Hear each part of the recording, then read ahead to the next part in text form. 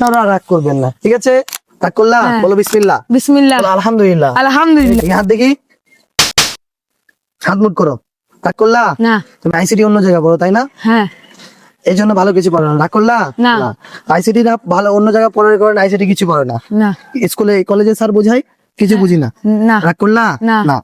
আচ্ছা, তোমরা তো মুসলমান তাই না? হ্যাঁ। বলো বিসমিল্লাহ। বিসমিল্লাহ। বলো আলহামদুলিল্লাহ। আলহামদুলিল্লাহ। রাগ করলা?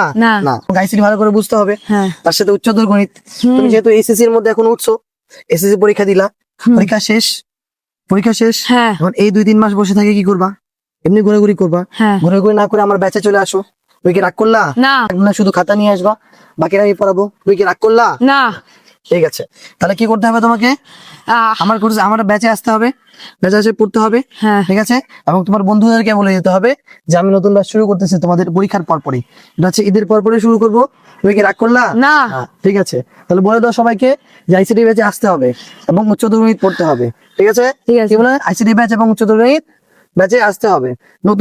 নতুন করে বেসিক থেকে শুরু করবে, একেবারে বেসিকটা একবার অ্যাডভান্স নিয়ে যাবো। তুমি কি রাগ করলা? না। ঠিক আছে, তাহলে সবাইকে কি করতে হবে? আইসিটি এবং উচ্চতর গণিত ব্যাচে আসতে হবে। এসএসসি পরীক্ষা যেহেতু শেষ, তাহলে কি করতে হবে? আমার ব্যাচে আসে, আমার কাছে পড়ে বেসিক টু অ্যাডভান্স গুলা ক্লিয়ার করে নিতে হবে। ঠিক আছে? তুমি কি রাগ করলা? না। আপনারা রাগ করবেন না, ঠিক আছে? আপনারা কি রাগ করলেন?